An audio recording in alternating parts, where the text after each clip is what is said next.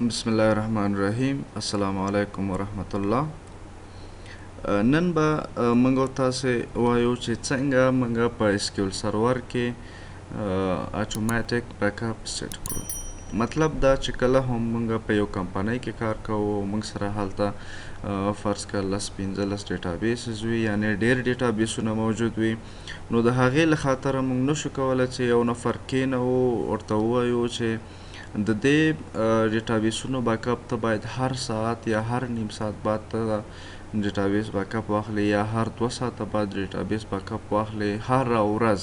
نو دا یو مشکل کار ده. نو د دې د حل لارې له خاطره د مشکل حل له خاطره مونږ په SQL سرور کې یو بیک اپ پلان جوړو چې SQL سرور وکولی شي په اتومات ډول باندې د ډیټابیس بیک اپ تاسو ته واخلي. څنګه مونږ کولی شو؟ اول مونږ 3 شی دې کې سیټ اپ کوو. یو بیک اپ ټاسک ده چې د مشخص ډیټابیس ورته ښایو چې له دغه ډیټابیس څخه مونږ ته بیک اپ واخله. بل کلین اپ ټاسک ده. کلین اپ ټاسک څه کوي؟ کوم ډیټابیس چې 4 ساعته پې تیر شي او بل نوی بیک اپ راځي، نو هغه 4 ساعته چې پې تیر شوي دي هغه بیک اپ اتومات تاسو ته ډیلیټ کړي او نوي فایلونه به در سره وساتي، تر څو ستاسو د کمپیوټر سپیس ډیر مصرف نشي. او دریم کار څه شی ده پکې چې مونږ هغه سکیجول کو چې یعنې هر 1 ساعت بعد یا هر 2 ساعته بعد مونږ ته بیک اپ واخیستلی شي. سمه ده. نو راځو SQL سرور ته، آبجیکټ ایکسپلورر ته، منیجمنټ ته. منیجمنټ بخش کې مونږ څه شی لرو؟ مینټیننس پلانز لرو. صحیح ده چې مینټیننس پلان باندې به رایټ کلیک کوئ، ورته وایي نیو مینټیننس پلان. زه ورته وایم چې فرض کا MVC ټریننګ DB. صحیح ده. د MVC ټریننګ ډیټابیس کوم دلته موږ سره د دې ډیټابیس بیک اپ زه اخلم او د هغې له خاطره پلان زه جوړ کړم. صحیح ده چې دې کې موږ ویلې چې بیک اپ ډیټابیس ټاسک ضرورت لرو او کلین اپ ټاسک ضرورت لرو.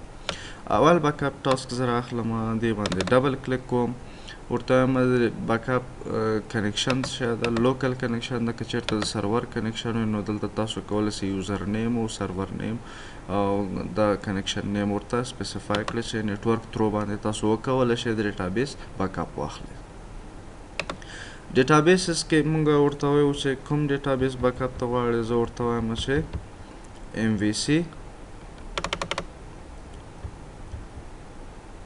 MVC ټریننګ. اوکې، صحیح شو. کم ډایرکټري کې ده؟ زه ورته وایم چې په دې ډایرکټري کې ده. فولډر ورته مشخص کوو چې په دغه فولډر کې باید دا سیف شي. ایکسټنشن یې باید څه وي؟ BAK وي. ډسک کې سیف شي. سمه ده. کریټ ا سب ډایرکټري فار ایچ ډیټابیس. نه، زه سب ډایرکټري نه غواړم چې ورته جوړه کړم. زه وایم چې په همدغه یو فولډر کې ماته بیک اپ واخیستل شي. اوکې، سیف. صحیح ده. دلته بیک اپ ډیټابیس ټاسک راغی چې ډیټابیس نوم ده، ټایپ ده، چېرته سیف کیږي، کمپریشن دغه څه شی ده. کمپریشن مطلب سایز اتوماتیکلی کوچنی شي.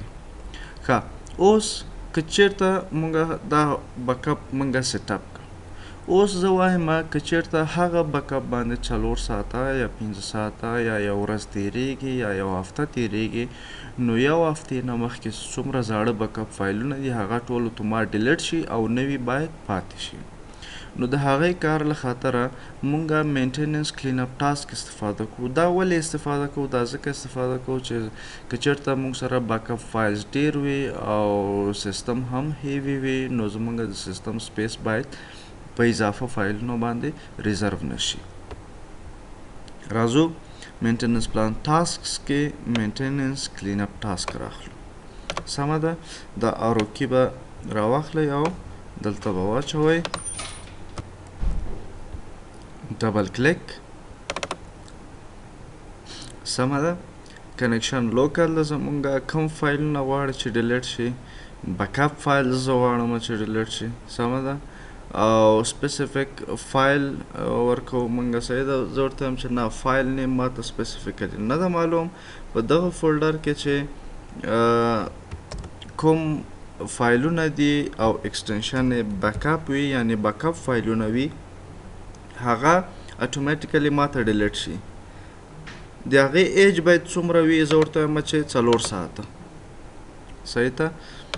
اوس صحیح ده؟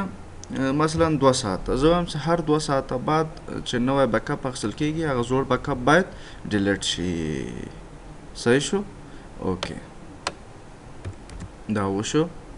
اوس دا سکیجول کوو چې څومره وخت کې بیکاپ واخیستلی شي. سکیجول ټایپ سره غرض نه کوو، ریکرینګ نه مطلب هر یو اکرینګ ولري، لکه د سایکل په شکل باندې ریپیټډلی د شکل باندې اکرینګ وکړي. زه ورته وایم چې نه ویکلی اکرینګ نه ډیلی وکړي، ډیلی باید وشي. ډیلی فریکوینسي باید څه شی وي؟ فریکوینسي زه ورته وایم چې هر 1 ساعت بعد یا هر 2 ساعته بعد یو نوی بیکاپ واخیستل شي. سټارټینګ ات په دغه ساعت شروع سي او دغه ساعت یعنې 4 ساعته چې کله بیکاپ اخیستل کېږي نو هر 2 ساعت 4 ساعتو کې هر 2 ساعته بعد یو بیکاپ واخیستلی شي. سټارټ ډیټ کوم یو ده؟ همدا نن نه شروع شي. هو همدا نن نه شروع سي خو اینډ ډیټ ونه لري ځکه د یو اوږدمهاله وخت له خاطره دا باید سیټ اپ شي. نو اینډ ډیټ باید موږ ورته ونه لرو. داسې ونه کړو مثلا چې نن ډیټ ورکړو او دلته ورته د سبا ډیټ انتخاب کړو یا یو میاشت ډیټ انتخاب کړو. نه، ځکه د ډیټابیس باید دایم بیکاپ واخیستلی شي. نو دې له خاطره موږ څه کوو؟ اوکې دا موږ سکیجول کړو. اوس که چېرته موږ منتظر کېږو چې 1 ساعت پوره سي نو نشو منتظر کېدلی ځکه په ویډیو کې بیا اضافه وخت ضایع کوي. نو څرنګه موږ وپوهېږو چې د موږ مینټیننس پلان چې کوم ده، دا بیکاپ پلان چې کوم ده دا سکسسفول و او کوم خرابی پکې نشته. نو د هغې له خاطره موږ راځو مینټیننس پلان ته، MVC ټریننګ ډیټابیس باندې رایټ کلیک کوو، ایګزیکیوټ ورته وو. که چېرته سټیټس سکسس راغی نو پوه شئ چې ستاسو بیکاپ پلان سکسسفولي جوړ شوی ده. ایګزیکیوټ ګورو دلته به یو ډیټابیس فایل اضافه شي، MVC ټریننګ بیکاپ دا دی راغی. سټیټس هم سکسس کلوز. نو په دې طریقه باندې موږ وکولی شو چې موږ یو بیکاپ پلان جوړ کړو او SQL سرور ته ووایو چې د دغه ډیټابیس په دغه ټایم کې هر ساعت بعد څه وکړي بیکاپ واخلي او د هغه زاړه بیکاپونه ټول ډیلیټ کړي او نوي ځان سره وساتي. که چېرته تاسو زموږ چینل نوي سبسکرایب کړی زموږ یوټیوب چینل در سره سبسکرایب کړئ، بیل بټن پریس کړئ چې تر څو له نوي درسونو څخه باخبره اوسئ.